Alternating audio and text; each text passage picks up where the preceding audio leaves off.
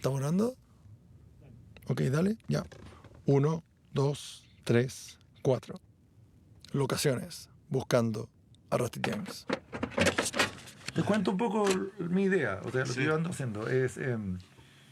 y un día me puse a escribir para el amante, me pidieron como una película favorita, una escena favorita, y me di cuenta rápidamente que La Ley de la Calle era lo que yo quería escribir, que era una película que a mí me marcó muchísimo.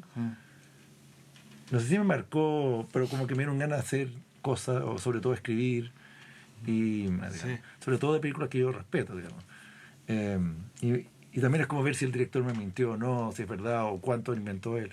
Bueno, y Coppola inventó muchísimo, porque Tulsa no es exactamente como en La Ley de la Calle. Es mucho más sana, es mucho más nice. Ah, ¿sí? Sí, por ejemplo, la idea del otro lado del río, casi no hay nada. Pero bueno, es totalmente legítimo.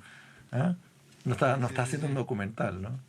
Y bueno, me decepcionó que era, por un lado, me encantó, pero era colores.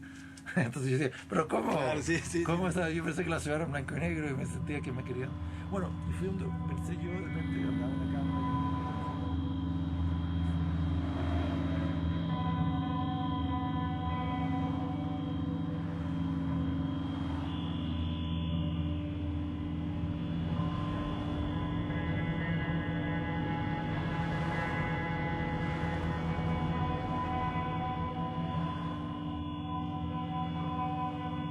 Regreso a Tulsa. Por fin. Vuelvo. Tulsa. ¿Cómo se regresa a una ciudad en la que uno nunca ha estado? ¿He estado acá? ¿Por qué todo me parece tan familiar? ¿Por qué siento que voy a reconocer gente caminando por las calles, por los callejones, en medio de la neblina? A veces me parece que estos edificios los conozco más que los que están en mi propia ciudad. Tulsa. Me siento bien acá. Me siento en casa. Pero ¿por qué todo está a color? Y sin embargo lo siento todo en blanco y negro. No importa, da lo mismo. Para mí, Tulsa es y siempre será una ciudad en blanco y negro. Tulsa. He cruzado este puente antes. He pasado por estas líneas del tren. Caminando, recorriendo, manejando. A veces siento que me voy a topar con unos cinéfilos.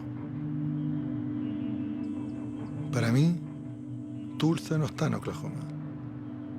Para mí, Tulsa siempre ha estado, siempre estará y siempre estuvo en el Cinearte Normandie.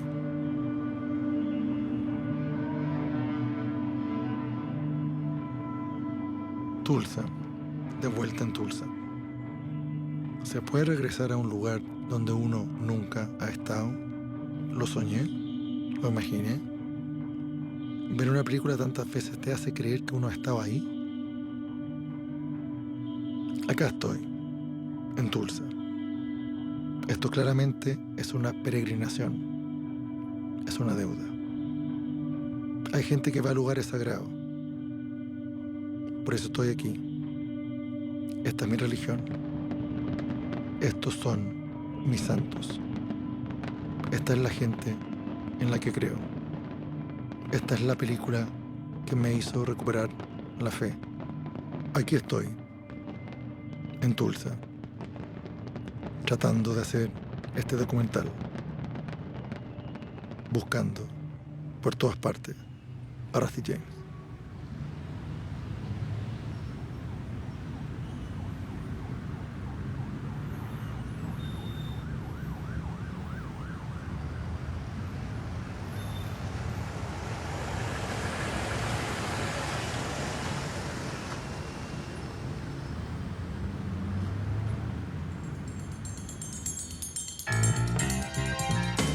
¿En qué año viste la película?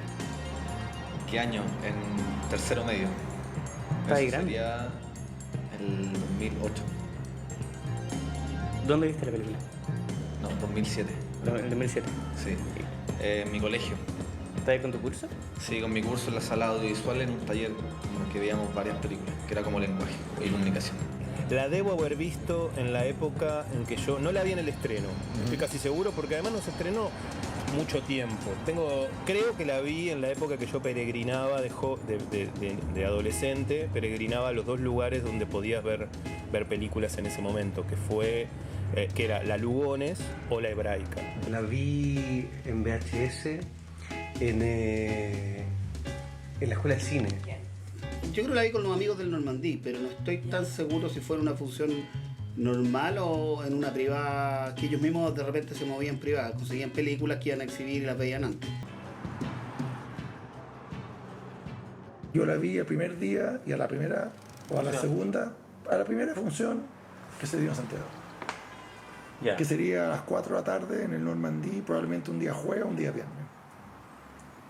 Tengo que haber tenido 20, Ajá. porque es del 84 y esta película se dio como a fines de mayo en el Normandí. Eso es, tenemos recortes, digamos, Ya. Del 84. de 1984.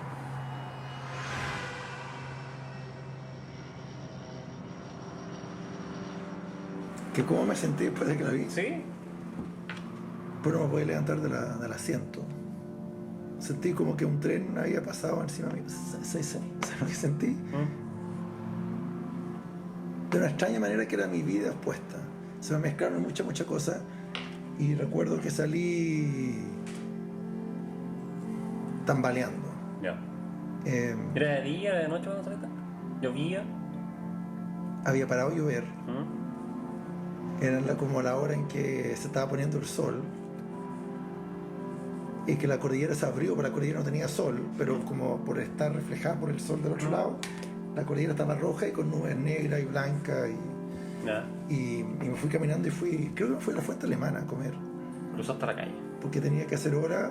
¿Para verla de nuevo? Sí, porque había comprado la entrada para verla de nuevo. ¿La compraste antes de entrar a la primera función o la compraste cuando saliste de la primera función? Cuando salí de la primera función. Necesitabas verla una vez más. No sé si verla. Vivirla, sentirla. Quizás no podía dejarla ir.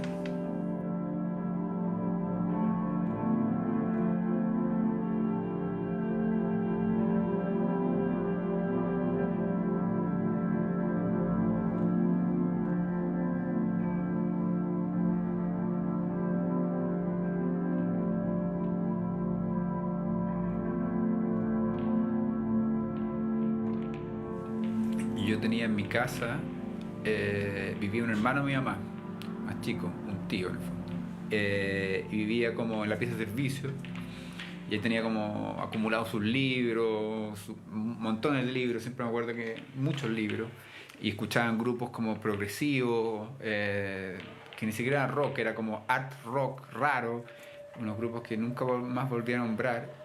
Volví a escuchar. Con él fui a ver a Los Prisioneros, por ejemplo, por primera vez cuando tocaban en el Café del Cerro, y fue el primer recital que yo fui en mi vida, y yo tenía de 15 años y él habría tenido 27, y estuve en el Café del Cerro escuchando a Los Prisioneros el año 85. Él tenía una conexión con la calle, tenía una conexión con la ciudad, estamos hablando del fin de la dictadura, él tenía una conexión con las cosas que en realidad estaban pasando, una conexión que mi madre o que en mi mundo aislado yo no tenía. Entre esa conexión como con el mundo exterior y como con el arte, como con la cultura y como con la mirada alternativa sobre la vida estaba el Espacio Cal. Yo vivía cerca del cine Espacio Cal. El Espacio Cal fue un cine arte muy importante durante los años 80, como fue una referencia. Fue de los primeros cines junto al Normandí, que había cine tras noche. Siempre tenía muy buena selección, y ahí repusieran, me acuerdo muy bien, La Ley de la Calle.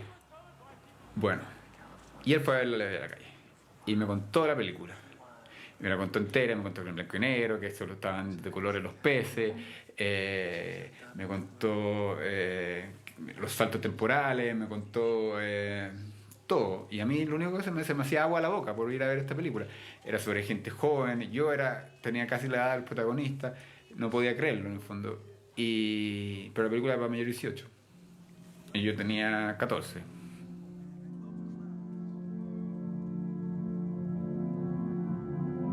Siempre me ha interesado ir a las locaciones, andar por los lugares donde una película se filmó, enfrentarse a los fantasmas.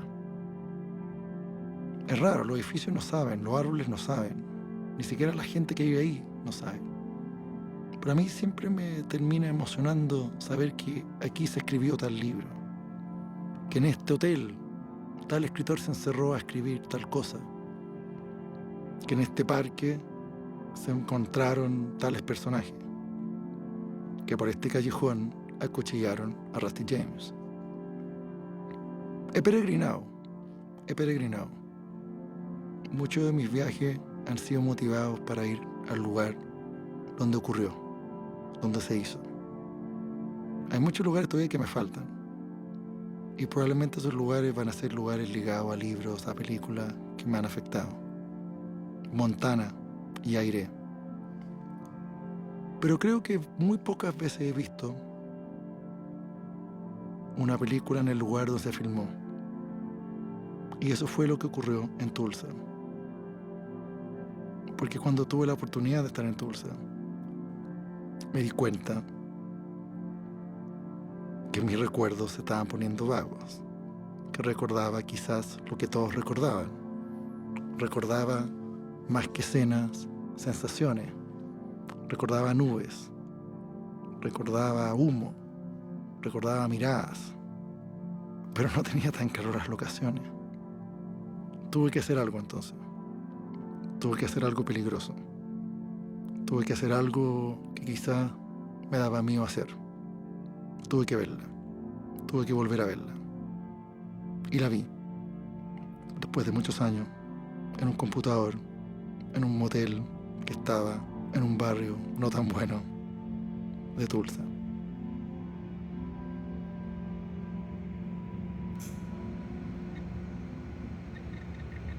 Nunca había tenido esa serie de gestos conmigo. Siempre tuve esa cosa de adquirir determinadas cosas de la cultura a partir de mi hermano, como cualquiera, pero también hablo de una cuestión física de la cultura. Cuando yo pienso en lo que me legó mi hermano, me acuerdo de cassettes, de revistas viejas, vejadas, de remeras hechas pelotas, de bandas. Yo siempre tenía como una cosa de querer ser como mi hermano. Teníamos una relación rara, complicada. Tenemos una relación rara, complicada, pero siempre como una cosa subterránea que funciona como sostén de cualquier vaivén de eso, que es un afecto muy sincero y muy fuerte. Por eso la película como que en un punto, digo, obviamente me pegó cuando me la mostró, pero aparte igual no es mi único hermano, tengo 4 hermanos más. Digo, ¿Tenía otros hermanos? Sí. ¿Mayores? Sí, 2 hermanos. Mayores y menores. Ya. Pero en este caso, ¿cómo se llama tu hermano? Sergio. Sergio decidió que era el momento de hacerte hombre. Fue una vez que estaba yo siempre estaba en su casa revisando las revistas, obviamente, la gran mayoría de las que revisaba eran porno. Era una edad de esos tipos de búsquedas y me dijo, tenés que ver esta película. Mira, me eché. Era una época donde yo vivía solo, ya vivía fuera de la casa. Claro, vivía con mi otro hermano, con Fernando. Y es una época, a los 12 años, donde uno todavía no ve películas. Te dice, tenés que ver esta película. Te sientan a ver cine. El cine es como una cosa que está, es como la ventana, está, es como una cocina, está. Después te das cuenta del valor que adquiere en tu vida. Pero todavía, fue como la primera vez que entendí que el cine, digo, era algo que transmitía algo de una persona más allá de que la represente o no. Digo, con un sentido de, ni siquiera de legado, como digo, es lo poco que puedo explicarte yo lo que soy o cosas que, o esto me mueve cosas, ni siquiera para reducirse tanto. Claro, ni siquiera para hacer que la película es núcleo de una persona, porque es ridículo eso, pero ni siquiera eso de resumen, es como, acá hay algo que a mí me interesa que vos veas.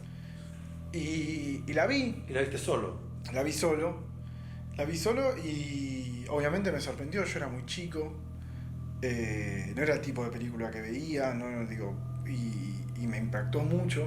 ¿Recuerdas así? ¿Tienes? Recuerdo obviamente la imagen de los pescados y siempre me acuerdo mucho de una frase que creo que es una de las primeras frases, me acuerdo de una película que no sea Volver al Futuro, que es cuando Dennis Hopper le dice que el Motorcycle Boy no está loco, que es un tipo que nació en un momento que no era su momento para nacer y del lado del río que no le correspondía nacer. The wrong side of the river. Y es la primera vez que se me ocurrió que uno capaz podía cuestionar dónde había nacido. Y eso me acuerdo que es algo que me quedó más de la película que otra cosa. que poder cuestionar dónde se está, qué se respira, qué se vive, qué es tu hermano, qué es tu viejo, qué es la calle, qué es el cine, qué es la videocasetera. La primera vez que descubrí que se podía cuestionar, que se podía decir, digo, yo estoy acá y eso es raro.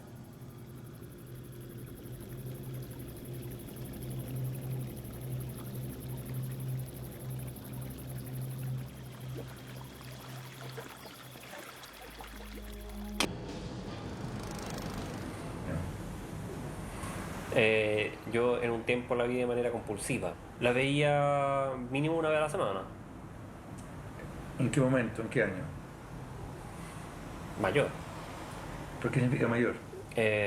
¿Post 20 en Santiago? Sí, post 20 en Santiago. ¿Estudiante de cine?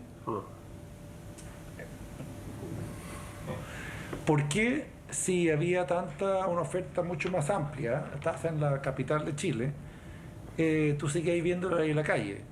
Porque creo que quizás maduré más tarde y empecé a verla también, empecé a encontrar otras lecturas, no sé cuáles, pero cada vez que la veía cosas distintas, o me hacía sentir, por lo menos... ¿Sentías que era como tu mejor amigo? No sé si mi mejor amigo, pero sí un buen amigo.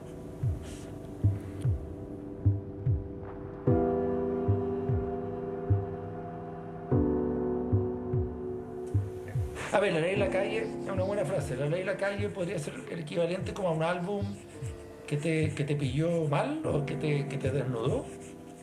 Como no sé, como un disco de Radiohead, por ejemplo. Sí.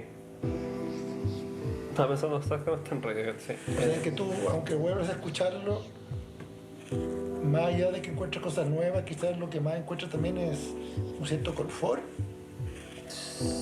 O sea, ¿te gustaba estar con Rusty James y Steve? Me gustaba estar con Rusty James, me gustaba estar con Steve, me gustaba estar con el chico de la motocicleta, me gustaba ver a Lane, que nunca más hay cosas más lindas.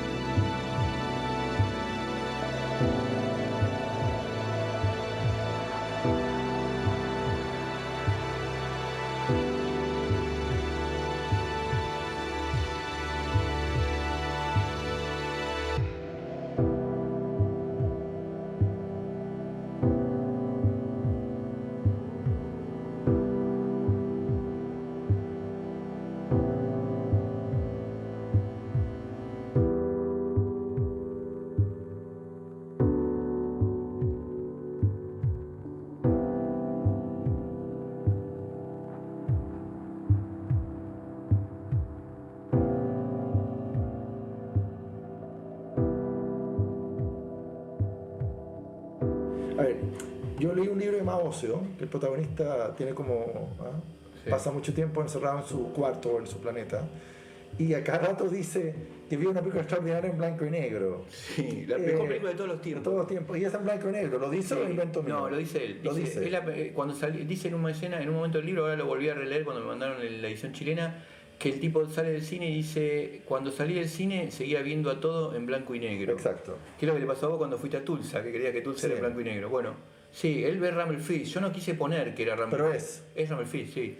¿Por qué? ¿Por qué no? Yo no lo quise poner porque no quería, digamos, quería que todo el mundo pudiera en ese no lo pensé tanto, pero en ese momento yo quería que la película fuera una incógnita. Y que eso fuera de alguna manera, que de alguna manera otras personas pudieran poner la película o pudieran poner la película que ellos creían o podían jugar con la idea de buscar.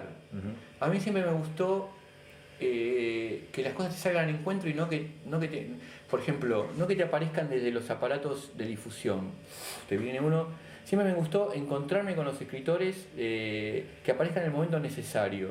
Entonces creo que algo de eso está en esa escena cuando yo tomo la decisión de contar que el pibe va a ver, y aparte dice, se replica una misma escena que Rumble Fish en el libro, más o menos parecida, que es que Rusty Jane en la película persigue al hermano, en una escena hermosísima, que lo persigue al hermano, vuelan cosas.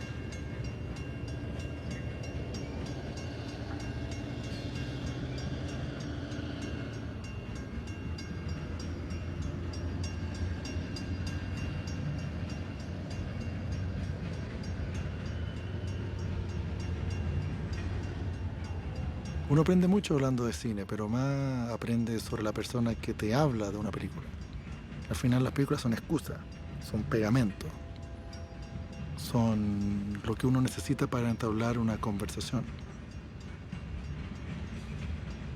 Como una película filmada en Tulsa, americana, con gente tan distinta a nosotros, terminó hablándonos tan secretamente, tan cercanamente. Como una película se volvió plural. Como una película hizo que distintas personas vieran cosas tan distintas. Quizás la gracia de La Ley de la Calle, que no se entiende del todo, que no está del todo terminada, que hay algo que no se puede entender, y eso es lo que uno hace, que uno termina de completarlo. En esta investigación conocí gente que nunca la ha visto, sobre todo en Tulsa. Nadie en Tulsa ha visto, muy poca gente en Tulsa ha visto La Ley de la Calle. Pero por acá, por esta parte del mundo, por Argentina, Chile, Uruguay, he conocido gente que la ha visto demasiadas veces, gente que la ha visto poco menos que una vez por semana, gente que la tiene en todos los formatos, gente que la vio compulsivamente de chico y después nunca la han vuelto a ver, gente que la ve a cada rato. Yo durante mucho tiempo no la vi. Me daba como miedo verla.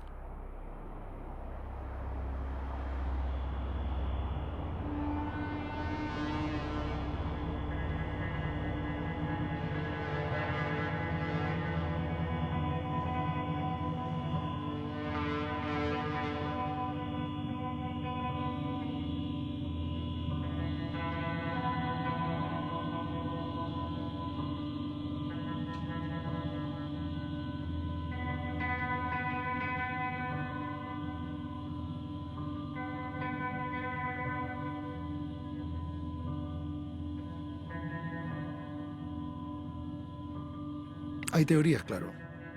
Algunos dicen que son conspiraciones. Yo no creo. Yo creo que fue una suma de casualidades. La Ley de la Calle se estrenó en Estados Unidos con pifias, en el Festival de Nueva York. Era un film pequeño y al no hacer dinero y al no tener el apoyo de la crítica, se volvió aún más pequeño. La película no tenía por qué llegar a Sudamérica. De hecho, en esa época, cualquier película que no funcionara bien ni siquiera se asomaba a la cartelera. El cine arte Normandí era clave. No había ningún cine parecido. Era el bastión de la cultura. No daban películas de estreno. No daban películas norteamericanas. Porque lo norteamericano se veía con sospecha incluso. Por eso todo fue muy, muy extraño. Que La Ley de la Calle se estrenara directamente como estreno en el cine arte Normandí. Mientras todo el mundo se reía de Coppola y consideraban que el autor del Padrino 1 y del Padrino 2, de Apocalipsis, ahora se había vuelto loco, curiosamente, la crítica chilena la alabó, la tiró por los cielos. Se produjo, de alguna manera, la tormenta perfecta. Una película estrenada en un cinearte donde todo el mundo iba sin ni siquiera cuestionarse lo que daban. Luego, la crítica. Alucinante. Obra maestra. Ningún crítico en ninguna parte del mundo había escrito algo remotamente parecido a lo que estaban escribiendo en Chile. La película se estrenó antes en Argentina. Y en Chile todo lo que ocurre en Argentina resuena, importa. Es un sello garantía. Lo que ocurrió en Argentina fue que rápidamente pasó al cinearte y no se fue más. Y empezó a llegar gente, a llegar gente, a llegar gente. Y las revistas de rock, las revistas de cómics, las radios empezaron a hablar de la ley de la calle. Hay un mito urbano. En Normandía tendía a dar películas que duraran 2 o 3 semanas, algunas con mejor público y otras con menos. Pero la idea era ser diversos, dar películas de todo tipo, suplir la cartelera comercial, y además dar películas que podían ser parecidas o cercanas a aquellas películas que se censuraban y ni siquiera llegaban. Sin embargo, ocurrió algo extraño, algo que ninguno de los dueños del Cine Arte Normandí se hubieran imaginado. Porque los primeros días no fue mucha gente, pero poco a poco empezaron a llegar, y a llegar, y a llegar. Y era un público nuevo, no era el típico público del Normandí. Y a pesar de que solo se estaba dando en una sala y en 3 funciones, la película no se podía echar, no había manera de despedirla de la sala. La ley de la calle estuvo 2 meses y medio en cartelera a tablero vuelto. Y como si eso no bastara, cuando se fue de la sala, los dueños del Cine Arte se dieron cuenta que ninguna película le llegaba a los talones en cuanto a respuesta. Y como estábamos en medio de una crisis, decidieron hacer algo que estaba condenado quizás a la perdición o era el acto de una persona desesperada. Decidieron reponer la ley de la calle. El reestreno, 2 meses y medio después de que la película ya se había ido, en Chile fue un éxito atronador. Y empezó a llegar y llegar y llegar más gente. Los críticos, los intelectuales empezaron a darse cuenta que la gente que iba a la ley de la calle no era exactamente el tipo de gente que asistía a ese tipo de películas. No se vestían exactamente igual, no pensaban exactamente igual. Algunos usaban pañuelos, algunos andaban con cassettes, algunos se enfrascaban en los primeros Walkman. Nunca había ido gente así al Cine Arte Normandí.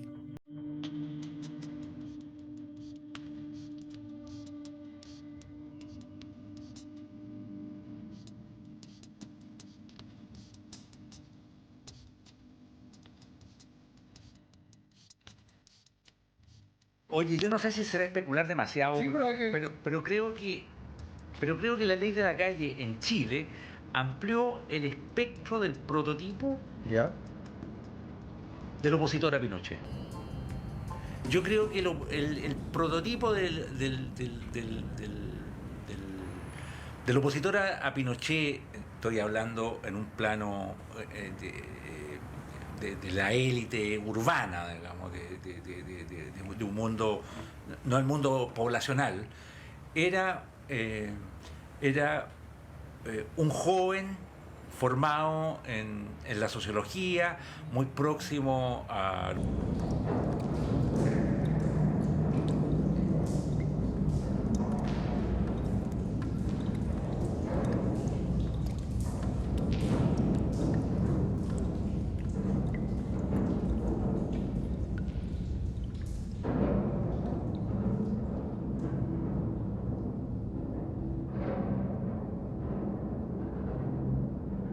¿Y dirías que es una película que está entre tus favoritas importantes o sabes que es importante? Creo que no es importante si está entre mis favoritas, no lo digo en un sentido agresivo. Últimamente me estoy cuestionando mucho la noción de favorito y me interesan mucho más las películas. Sé que hay películas que son favoritas, así como hay personas que son las favoritas de uno en el mundo, pero también creo que en ese sentido se relaciona mucho con las personas, las películas. Y también es interesante las películas que no entendés, que te son distantes, que te hacen reconocer determinadas cosas del tiempo, que hay cosas que te vuelven loco y cosas que no. Y La ley de la calle es un poco esa película para mí. Digo, a veces es como un borracho de esos que no puedes dejar de escuchar en un bar, a veces es un amigo que te patea la puerta, a veces otro donde apoyás el hombro para llorar, y a veces te llama por teléfono y no querés hablar. Es una película que a veces la veo vieja, a veces la veo nueva, siempre la veo con corazón, que eso me parece muy importante. Yo creo que ese tipo de películas que te han producido como impactos emocionales tan grandes como algunos libros, que da como susto volverla a ver. Y ver al Matt Dillon guatón con una camisa floreada hawaiana haciendo comedia, me da una pena, porque de algún modo también habla de que yo tengo 51, que estoy guatón y que estoy viejo. Entonces dan ganas de que algunos ciertos héroes como Rourke, Dillon, como los personajes de esa película no envejecieran nunca. Entonces ya verlos en otras cosas es fuerte, es potente. Pero ahora que hablamos de la película tengo ganas de verla. ¿Y tú la viste solamente esa vez o después la volviste a ver más? Yo creo que la vi una vez más y no la hemos visto, te soy franco, no la veo. Es que son películas como que no la veo hace 20 años. Harto. Sí, y yo creo que no la he visto porque hay cosas que uno no quiere tocar. No sé cómo explicarlo. No me han dado, no me he muerto ganas de verla de nuevo. No sé por qué, quizás de repente la he pillado en el cable. Ahora no tengo cable, pero una época que tuve, la pillé en el cable y miraba unos pedacitos. Pero hay una frase de Pavese que dice como que nunca hay que volver a los lugares donde uno fue feliz.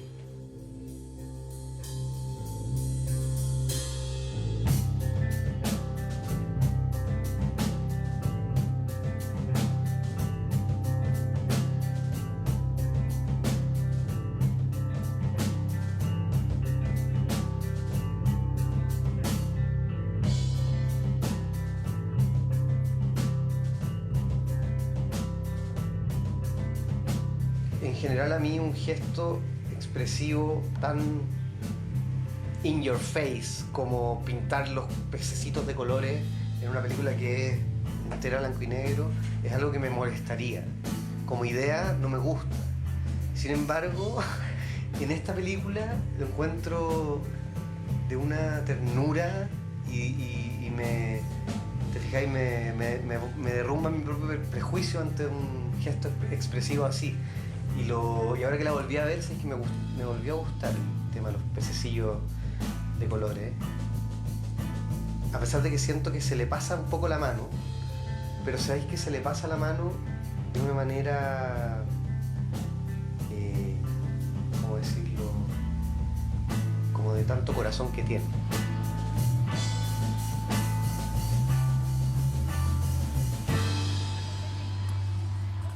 Me sorprendió porque era una película extraña para mí, para un adolescente, igual era una película extraña.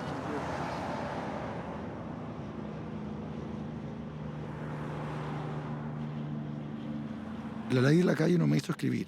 Ya escribí antes, pero tontera, remeo, copias. La ley de la calle me dio una voz, me dio fuerza, energía. Llegué a la casa caminando y me puse a escribir. Me incitó a escribir. Y quizás con los años, a filmar incluso esto. ¿Quién lo habrá dicho? Me dijo esas palabras mágicas que no siempre aparecen o nunca te las dicen. Tú también puedes. Si esta historia de dos hermanos de Tulsa es arte, capaz que tu mundo, tu materia prima, tu metro cuadrado, tus trancas, tus rollos, tu historia, tu pasado, también pueda servir de algo. Quizás no era necesario copiar a Bukowski o inventarme pasados agrarios o tratar de ser un militante. Quizás lo que yo le debo a la ley de la calle, entre otras muchas cosas, es que yo podía hacer o contar las cosas cercanas, las que realmente me interesaban. Rumblefish me dio muchas cosas, y todo al mismo tiempo. Pero me dijo al menos dos cosas que me clavaron. Estaba solo en el mundo y no veía a nadie allá afuera, y que la gente al final siempre muere, todos mueren, todos pierden, que el mar realmente no existe y que todo esto es material literario. Me acuerdo que me puse a escribir y no paré hasta terminar. Escribí esa noche de mayo un cuento que se llamó Deambulando por la orilla oscura, pero sé que en rigor yo quería que se llamara Wandering on the Wrong Side of the River. Y recuerdo que de alguna manera ese cuento lo escribí pensando claramente en José Donoso. José Donoso no tenía nada que ver con la ley de la calle. Pero Donoso para mí era, no sé si era el chico de la moto, o era el policía, lo tengo muy claro, pero yo había estado en su taller unos años antes. Y yo sentía que era el más chico, el más regalón, no sé por qué. Y sentía que era el favorito. Hasta que yo empecé a hablar, hasta que empecé a mostrar lo que escribía. Y fui expulsado. Donoso consideraba que mi mundo, que mi prosa, que mi vida no era literaria, que yo no tenía talento, que no tenía espesor, que el mundo que me interesaba a mí era un mundo que no le interesaba a nadie.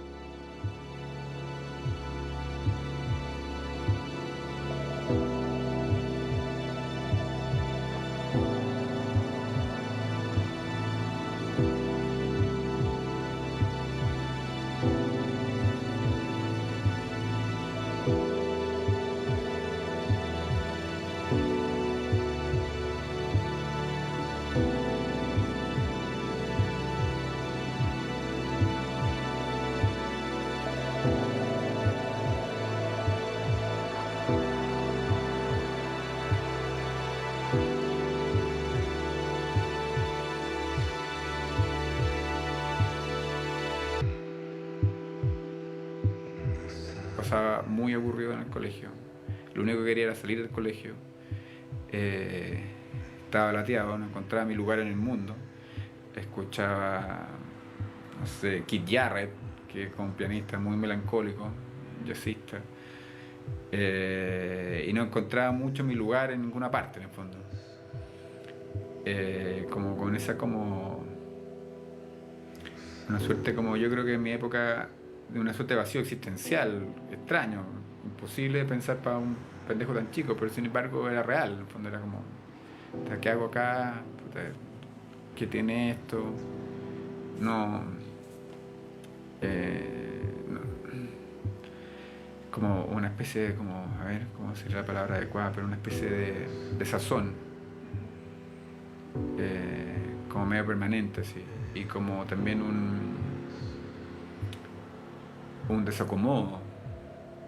No me sentía como muy cómodo en mi casa, no sentía que mi madre me entendiera, tampoco sentí que yo no sentía que mis amigos fueran muy... tenía amigos, pero los veía igual de perdidos que yo, un poquito desorientados, y no sabía qué estudiar, por ejemplo, no sabía, tampoco sabía muy bien cómo se movía el mundo, y básicamente me aburría mucho. Estaba como, para mí, tercero y cuarto medio, me aburría en el colegio. Me acuerdo como que lo que más me gustaba era sentarme al sol en invierno. Son como momentos que recuerdo con placer, pero el resto de las clases recuerdo como muy, muy fome. Me gustaba leer, me gustaban los libros que me daban, que los leía, y me gustaban un poco las matemáticas porque me parecían entretenidas, como más desafiantes. Pero en general tengo la sensación de que me aburrió mucho. Y bueno, y Rumble Fiction en ese sentido era como... Si bien una película un poquito que se trata un poquito sobre eso, sobre estar aburrido y sobre estar como parado en el tiempo y como medio detenido y medio como desorientado. Si bien la película tocaba temas parecidos a los que yo sentía, yo encontraba que la película era alucinante. Era todo lo que yo no vivía en el fondo.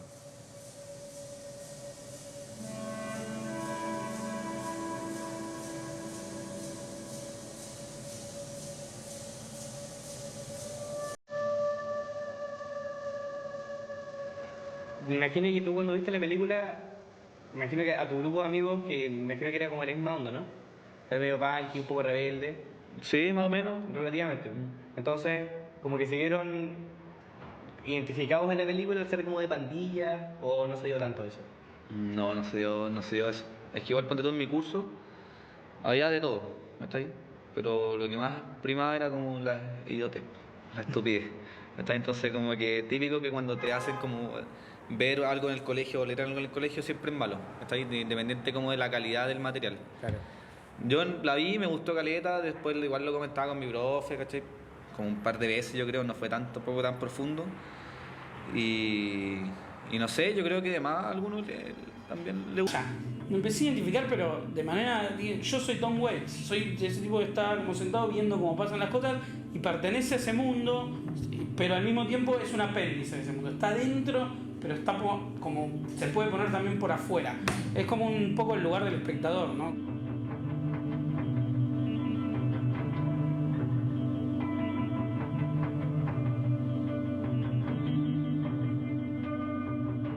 Intuyo, digamos, que quizá el personaje que más te llegó entonces el de Vincent Spano, Steve. Sí, puede ser. Sí. Porque es el nerd, o entre comillas, Sí. el de anteojos que escribe todo. Sí, exacto. Sí. Me gustaría que me contara un poco qué lazo tuviste con él, visceral, con Steve. Es que yo creo que lo tuve con, digamos, hay como una identificación. A mí me gusta mucho la frase esa de Chatwin en la que él se siente, no sé si él o quién, habla del ejemplo de un camaleón al que alguien pone sobre un mantel escocés y se enferma por querer ser todos los colores. Yo me identificaba con todos los personajes de la calle, en menor o mayor medida, y en la medida que la película transcurría. No solamente con él, sino con todos. Digamos, es muy difícil cuando uno ve una comunidad de personajes en una película identificarse con la totalidad. Pero yo creo que se trata de una totalidad compuesta de como esquirlas, digamos, ¿no? O sea, uno no termina de ser de todo uno y sí termina de ser el conjunto. Sobre todo también porque me parece a mí que los escritores tenemos con la identidad un problema que hace que siempre estemos en una especie de crisis, ¿no?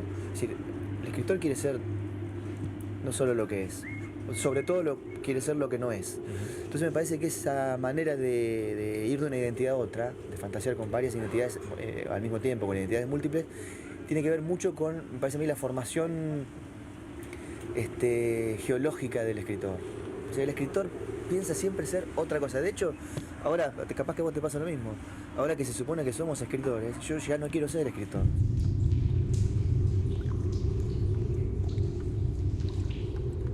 Como te dije hace un rato, conectaba con Dillon en su extravío, como también conectaba con el chico en la motocicleta por su incapacidad de conectar y de mirar alrededor y cachar de que el lugar no es el adecuado, de que las personas no son las que deberían estar, de que el tiempo se está acabando. Porque siento que él se sabía eso. Y también conectaba con Steve. De estar como escudriñando el mundo. Porque creo que Steve, si bien era el escritor, porque estaba escribiendo y anotando compulsivamente todo lo que pasaba alrededor, porque estaba estudiando eso, porque también creo que también se estaba tratando de encontrar a sí mismo.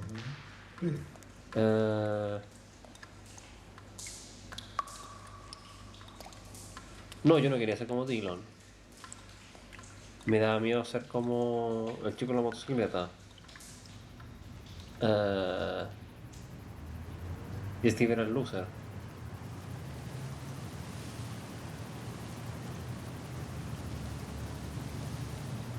¿Sentiste que alguna vez tú fuiste Rusty James o quisiste tú serlo? ¿O te sentías más cercano a otro de los personajes? Y un poco uno seguía un poco, digamos, y es la admiración obviamente por un líder, pero yo nunca tuve esa característica de líder, estaba muy marcado esa idea de los estereotipos de los amigos, me acuerdo que estaban Vincent Spano y Nicolas Cage. Y Chris Penn. Bueno. ¿Y tú con cuál te Yo imagino con qué tipo era vos, pero... Sí, ahora me ha llamado la atención que todo el mundo hoy me ha dicho gente muy distinta. Lo que me demostró que la película es mucho más compleja me de lo parece que yo mismo que esperaba. Vincent Spano me parece que era un tipo muy noble en la película.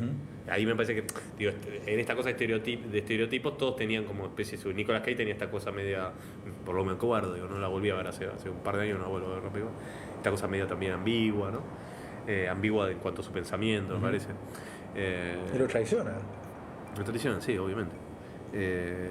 Pero no, me parece que me quedaría con Vincent Spano. Vincent Spano sería un personaje así como de los que van por detrás, pero... Eso, explíqueme quién es Vincent Spano para... ¿Quién es el actor? No, o sea, el rol. Vincent Spano, sí, era como, me parece como el tímido, el frío, era una especie de freak, ¿no? Era... ¿escritor era?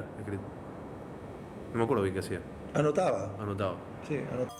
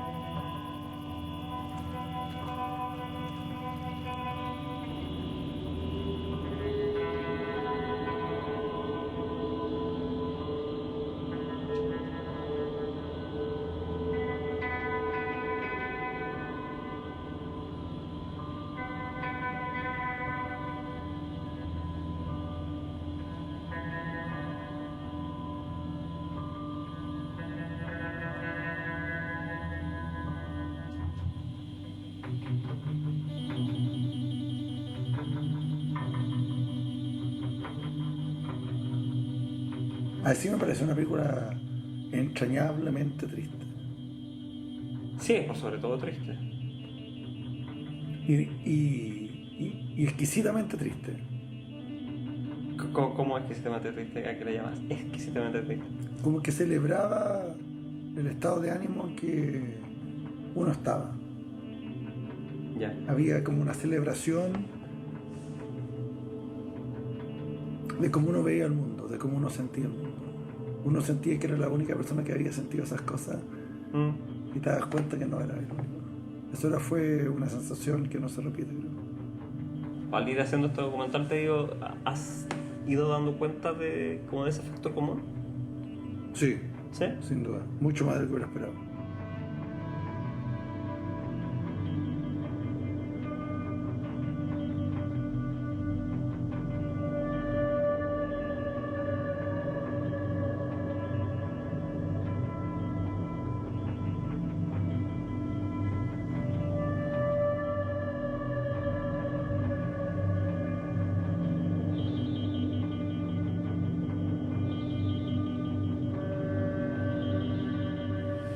Rumble Fish es una de las cosas que hacen que yo sea el escritor que soy. O sea, lo que soy, no el escritor, la persona que soy, iría como más allá. Porque yo, en realidad, si te tengo que decir por cuanto al hecho de fáctico de que hago, soy más lector que escritor. A mí si me prohibieran escribir, la pasaría mal, porque siempre que te prohíben algo es horrible, pero si me prohibieran leer me mataría, creo. Eso no lo podría tolerar. Yo sí puedo tolerar no escribir, de hecho escribo esporádicamente y al tuntum, pero leo sin parar. Y sin duda, la persona que soy, los ideales que tomé, las cosas que me gustan, la forma en que camino, la forma en que me he vestido, un montón de cosas que parecen insignificantes tienen que ver con Rumble Fish. Y me parece que lo que pasaba también era que había un montón de cosas que no las podíamos decodificar y eso nos perturbaba, que es lo que produce el arte importante, ¿no? Que sin duda es como si hubiésemos cargado combustible. Yo pienso que uno cuando es adolescente y niño carga combustible por primera vez y única vez. Y de acuerdo a la calidad de ese combustible que carguemos en ese momento, vamos a ser determinado tipo de personas cuando las papas quemen. Eso habla Rumble Fish también, ¿no? El momento en que estás cargando combustible, en que un gesto de tu hermano mayor, un gesto de tu hermano menor, un gesto de tus amigos, alguien que te obliga a hacer algo que no querés, alguien que te abre la cabeza y te explica tal cosa, te modifica para siempre y con eso vas a cargar toda tu vida.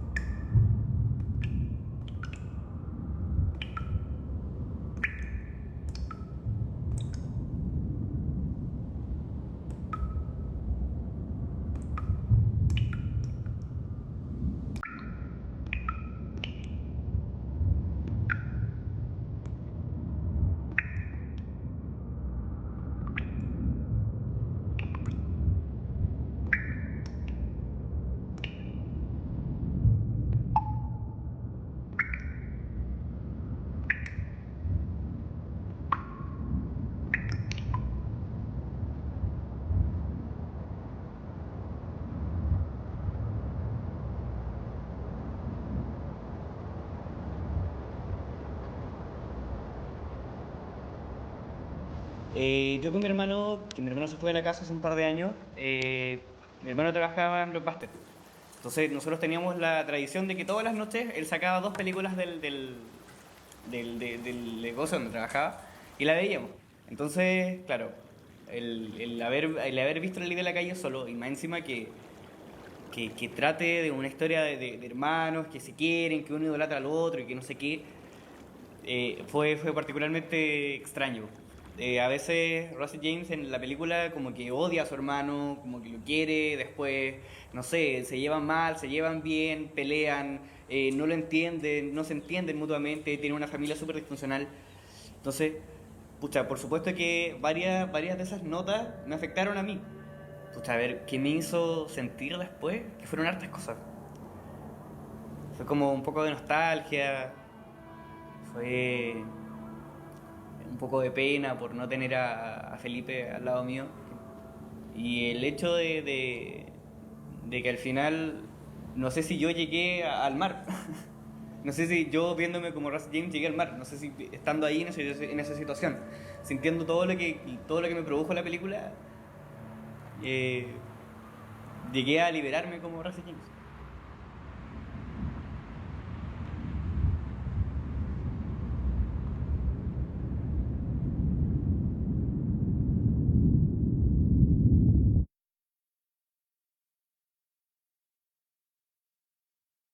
La ley de la calle era capaz de dejarte al borde del derrumbe. Me abrió toda mi herida, me inundó de esas emociones que siempre había querido atajar por miedo a que me superaran, a que me inundaran y ahogaran. Hasta ese momento iba al cine de manera desesperada para tragar historia, quizás para huir. Y ahí, esa tarde de mayo, capté que nunca hasta ese momento había tenido una experiencia tan cercana, tan intensa, tan íntima y de tanta confianza, con alguien o con algo, que con la ley de la calle. Me habló, sí, me habló, me abrigó, me emocionó, me llenó de cosas que no sabía que tenía dentro. Rusty y Steve y todos sus compañeros y su banda era el grupo que buscaba, el grupo que perdí, los amigos que necesitaba.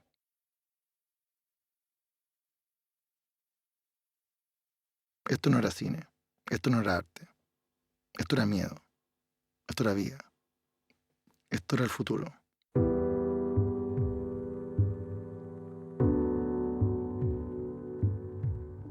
Más que la película de mi vida, ahora lo tengo claro, ahora me consta. La ley de la calle fue la película que me permitió zafar, fue la película que me cambió la vida, que me dio una nueva vida, que me dio la posibilidad de una resurrección. Me dio una nueva chance, me ayudó, me empujó, me dio coraje. Me hizo entender que lo que importa no es tanto lo que pueden opinar de lo que tú haces, sino que lo que realmente importa es cómo tú conectas con aquello que deseas contar.